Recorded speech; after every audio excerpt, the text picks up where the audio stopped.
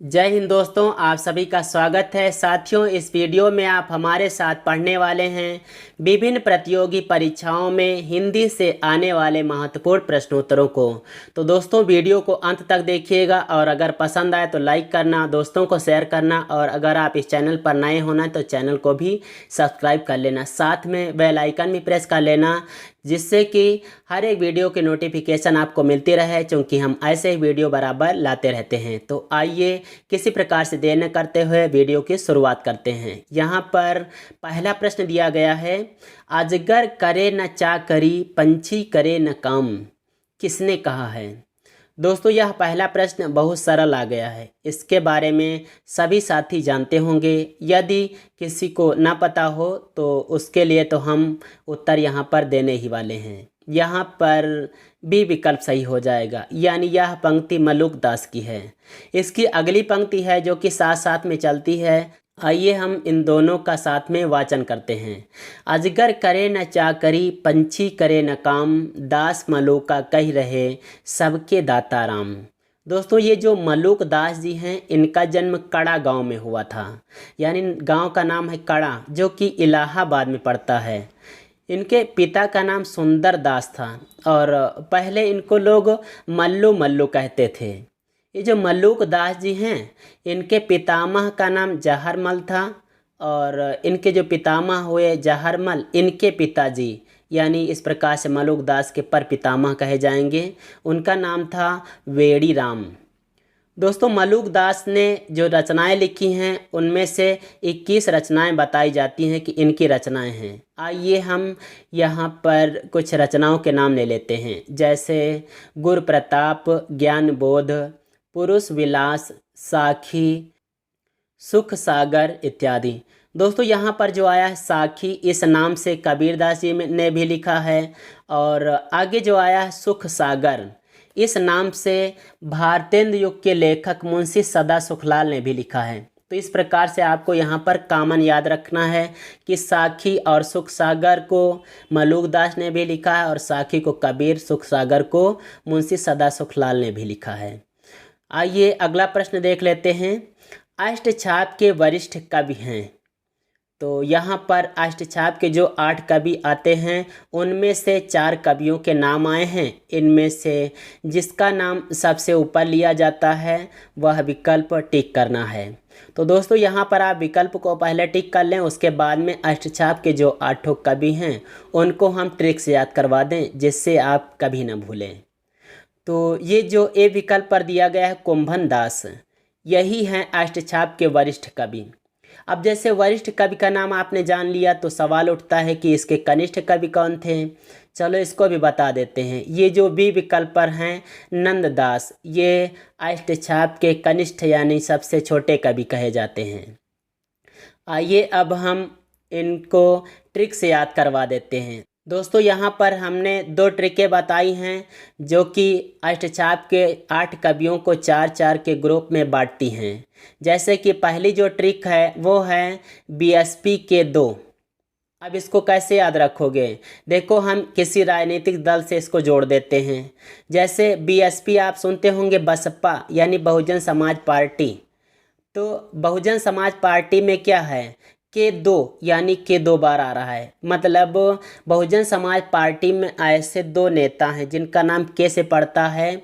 उनके कारण ही यह पार्टी इतने ऊंचे पर पहुंची है, इतने ऐसे मुकाम पर पहुंची है। वो कौन कौन से हैं? जैसे कि काशीराम हो जाएंगे और दूसरे के से कुमारी मायावती।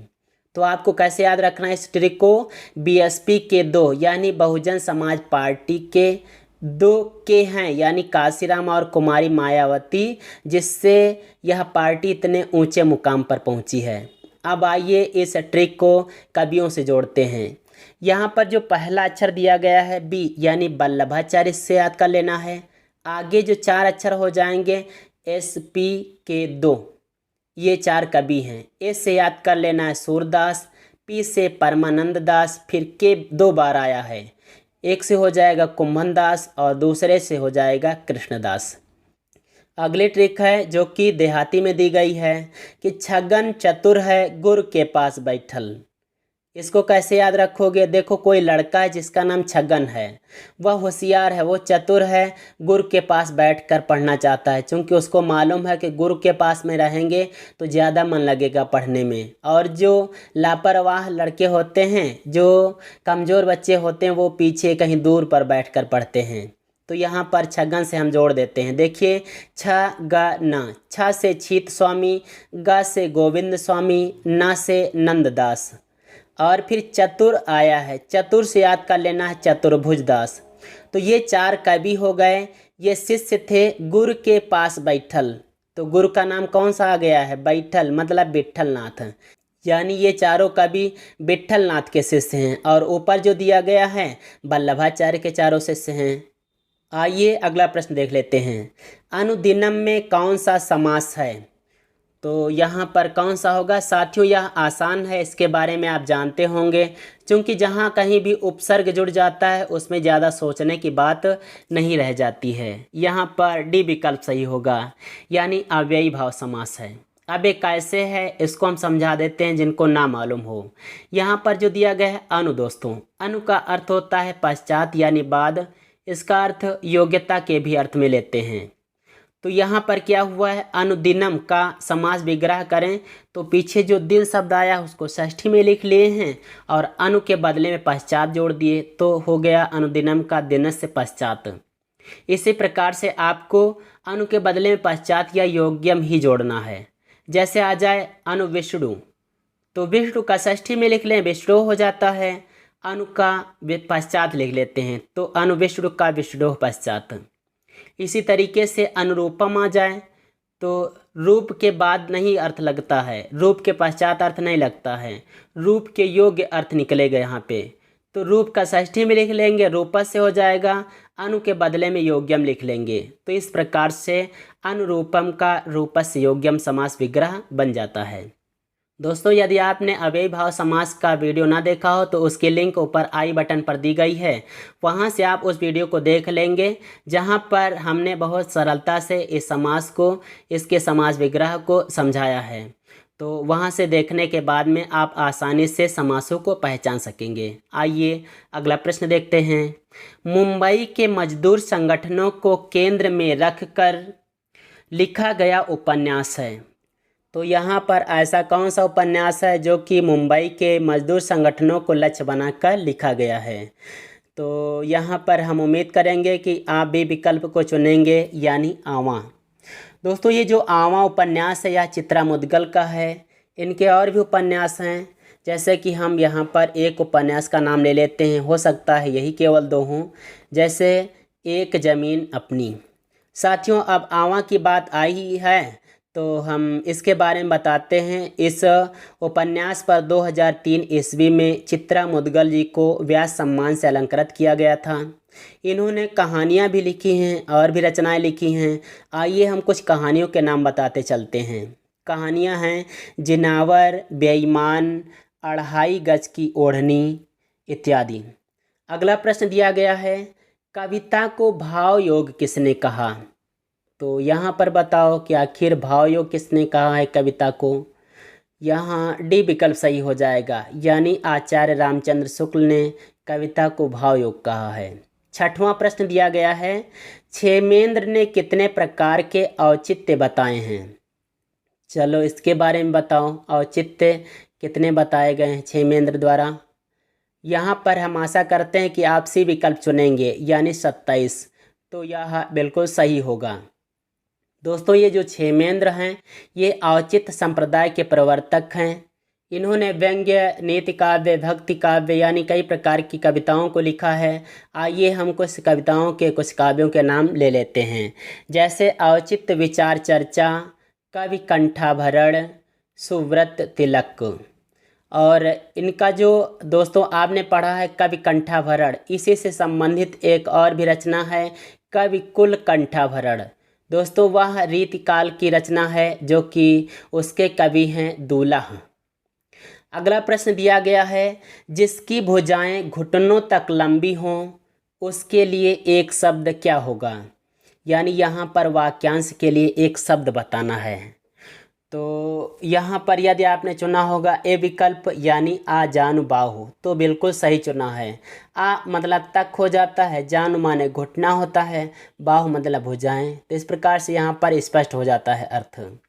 अगला दिया गया है द्रग उर्जत टूटत कुटुंब जुरत चतुर्चित प्रीति।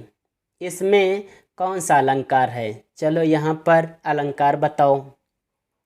जैसा कि आपको मालूम तो होगा ही कि यह बिहारी के दोहे की पंक्ति है, तो अलंकार यहाँ पर हो जाएगा बी विकल्प यानी असंगति।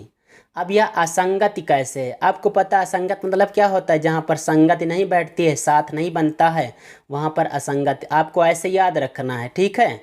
तो आइए हम पहचान बता देते हैं यहाँ पर क्यों हुई है असंगति। यहाँ पर जो दिया गया है द्रग उलझने की बात, कुटुंब टूटने की बात, तो यहाँ पर अलग हुआ है। फिर यह भी बताया गया कि चतुर्जनों के चित्त की प्रीति जुड़ती है, तो इस प्रकार से असंग व्यंजित हो रहा है यहाँ पे, अतः यहाँ पर असंगत अलंकार हो गया। अगला प्रश्न दिया गया है नकेनवाद किसका पर्याय है? तो चलो बताओ। यहाँ पर थोड़ा सा नया आया होगा, आपके सम्मुख नया आया होगा, तो आप कमेंट करके बताना ज़रूर कि कैसा लगा ये प्रश्न, क्योंकि हम ऐसे ही नए नए ढूंढा करते हैं। कोई नया आ जाए, हो सकता है परीक्षा में यही न बन जाए। यहाँ पर सी विकल्प सही हो जाएगा। नकेनवाद जो है इसका अर्थ मतलब होता है प्रपद्यवाद भी। अच्छा, ये जो नकेनवाद आया है इससे संबंधित और भी कुछ बताते हैं। यह दोस्तों प्रयोगवाद की एक शाखा है। इस नकेनवाद के अंतर्गत 3 कवि आते हैं, जिनमें हैं नलिन विलोचन शर्मा, केसरी कुमार और नरेश। ये जो है नलिन विलोचन शर्मा, इन्होंने इस नकेनवाद की स्थापना की थी 1956 में। इस प्रकार से ये इसके संस्थापक भी हैं। अगला दिया गया है प्रश्न ग्लानि किस रस का स्थायी भाव है? तो बताना। यहाँ पे थोड़ा सा हटके कुछ माने शब्द दे दिया गया है यहाँ पे, तो हम उम्मीद करते हैं कि आपने यहाँ डी विकल्प चुना होगा यानी बीभत्स। अब बीभत्स में क्या होता है? आप जब याद कर रहे होते हैं रस के स्थायी भाव, तो वहाँ पर बीभत्स का स्थायी भाव जुगुप्सा सीधे सीधे मिल जाता है। और यहाँ पर माने दे दिया गया है ग्लानि। अब ग्लानि कहो चाहे घृणा कहो, दोनों बात एक ही होती है, और जुगुप्सा जिसको कहते हो। अगला प्रश्न दिया गया है 13-11 मात्राओं वाला छंद है, तो बहुत सटीक दे दिया गया है प्रश्न। इससे पहचानो यह कौन सा छंद है जिसमें 13 और 11 मात्राएं होती हैं। यहाँ पर बी विकल्प यदि आपने चुना होगा तो बिल्कुल सही चुना है, यानी दोहा। अब इसके लक्षण को हम आपको बता देते हैं। दोस्तों, ये जो दोहा होता है यह अर्धसम मात्रिक होता है। इसमें 4 चरण होते हैं। इसके पहले और तीसरे चरण में 13-13 मात्राएं, और दूसरे तथा चौथे चरण में 11-11 मात्राएं होती हैं। और जो दूसरा और चौथा चरण होता है उसके अंत में गुरु लघु का क्रम होता है। 12वां प्रश्न दिया गया है निम्न में से तद्भव शब्द कौन सा है? चलो यहाँ पर तद्भव शब्द चुन के बताओ कौन सा होगा। तो यहाँ हम आशा करते हैं कि यहाँ पर आप डी विकल्प चुनेंगे, यानी मेह। मेह जो आया है इसका अर्थ होता है मेघ। तो आइए आगे बढ़ें। निम्नलिखित में से किस शब्द की वर्तनी अशुद्ध है? तो यहाँ पर जो 4 शब्द दिए गए हैं इनमें से 3 सही वर्तनी वाले हैं, यानी यहाँ पर कोई शब्द दोष नहीं है। एक में शब्द दोष है, वह कौन सा विकल्प है? तो आप यदि चुनेंगे बी विकल्प तो बिल्कुल सही चुनेंगे, यानी मेढक जो आया है। मेढक नहीं कहना चाहिए, मेढक कहा जाता है। तो यहाँ पर मेढक कहने के लिए जो ढ के नीचे बिंदु लगा है इसको नहीं लगाना चाहिए, अगर न लगा होता तो सही हो जाता। 14वां प्रश्न दिया गया है, संस्कृत से आया है यह। तपोधनम वेत्सि न मामुपस्थितम अत्र तपोधनः अस्ति। यानी यहाँ पर अर्थ आपको बताते चलते हैं। यहाँ पर दिया गया है कि तपोधनम वेत्सि न, तपोधन को यानी तपस्वी को वेत्सि माने जान रही हो, ना माने नहीं, माम उपस्थितम मुझ आए हुए। यानी मुझ आए हुए तपस्वी को नहीं जान रही हो। अत्र तपोधनः अस्ति, यहाँ पर तपस्वी हैं। तो यहाँ पर कौन से तपस्वी हैं जिसने ऐसा कहा था, ऐसा वचन कहा था? तो यहाँ पर भी विकल्प सही होगा, यानी दुर्वासा ने कहा था, तो दुर्वासा आया है। दोस्तों यह वहाँ का है जब शकुंतला पति के बारे में सोच रही कुटिया में बैठी थी। उसी समय दुर्वासा आते हैं और कुटिया के दरवाजे पर उसको अंदर देखते हैं तो वो बैठी हुई है, जो कि दुर्वासा के आने जाने को नहीं जान पाती है। और जब आवाज़ लगाते हैं दुर्वासा तब भी शकुंतला नहीं समझ पाती है। तो बाद में वे जल्दी क्रोधित हो ही जाने वाले हैं, अतः वे श्राप देख के वहाँ से चले जाते हैं। उसी समय उन्होंने कहा था कि तपोधनम वैश्य न माम उपस्थितम, यानी मुझ आए हुए तपस्वी को नहीं जान सकी हो। वहाँ पर उन्होंने आगे भी कहा था कि जैसे मुझ आए हुए तपस्वी को नहीं जान सकी हो, तुम जिसके बारे में अनन्य मन से सोच रही हो वह तुम्हें पागलों की तरह ही पहले कही गई बात को जैसे पागल लोग भूल जाते हैं वैसे ही तुमको भी भूल जाएगा। तो ऐसे शाप दे दिए थे दुर्वासा। दोस्तों ये जो पंक्ति आई है यह अभिज्ञान शाकुंतलम की है, यह भी आप जान गए होंगे इस बात से। और इसके रचनाकार, इसके नाटककार महाकवि कालिदास जी हैं, और कालिदास जी जो संस्कृत के शेक्सपियर कहे जाते हैं। आइए आज का 15वां और अंतिम प्रश्न देख लेते हैं। भूपति शब्द का षष्ठी एक वचन रूप है। तो यहाँ पर बताओ भाई, भूपति शब्द का षष्ठी विभक्ति का एक वचन रूप कौन सा होता है, कौन सा है? यहाँ यदि आपने चुना होगा ए विकल्प तो बिल्कुल सही चुना है, यानी भूपते है। अब जैसे षष्ठी का एक वचन बनता है उसी प्रकार से इस भूपति शब्द का पंचमी भी एक वचन ऐसा ही रूप बनता है, यानी भूपते है। अब इसको कैसे याद करोगे? दोस्तों याद करने के लिए बहुत आसान तरीका है। जैसे जितने भी पुल्लिंग हों जो इकारांत हों, इकारांत बोले तो जैसे भूपति आया है तो अंत में ई आ रही है, इसीलिए इकारांत इसको कहते हैं। इसी तरीके से रवि हो, गिरी हो, शनि, हरि, ये सब अंत में ई आ रही है और सभी पुल्लिंग हैं। इन सब के रूप भूपति की तरीके से चलते हैं। तो यहाँ पर आप एक को याद कर लें, बाकी सब याद हो जाएंगे। ज़्यादा कठिनाई नहीं होनी चाहिए, क्योंकि यहाँ पर दोस्तों हमने इसके ऊपर भी वीडियो बनाया है, यानी विभक्तियों को पहचानने का वीडियो जो बनाया है वहाँ पर कारक भी बताए हैं और वाक्य भी हमने लिखे हैं, जिससे आप कुछ अनुवाद भी करना सीख जाएंगे। यदि आपने उस वीडियो को ना देखा हो तो उसको भी प्लेलिस्ट पर जाकर, जो हिंदी संस्कृत नामक प्लेलिस्ट है, उस पर आप उस वीडियो को भी देख सकते हैं। तो दोस्तों यदि यह वीडियो पसंद आया हो और अभी तक आपने लाइक ना किया हो तो लाइक कर देना, दोस्तों को भी शेयर कर देना, और अगर आप इस चैनल पर नए हो ना, अभी आए हो, तो चैनल को भी सब्सक्राइब कर दो और साथ साथ में बेल आइकन भी प्रेस कर देना। दोस्तों आज के अंक में सिर्फ इतना ही। आइए साथियों चलते हैं अगले वीडियो में, अगले टॉपिक को लेकर फिर से उपस्थित होंगे। तो जय हिंद, वंदे मातरम।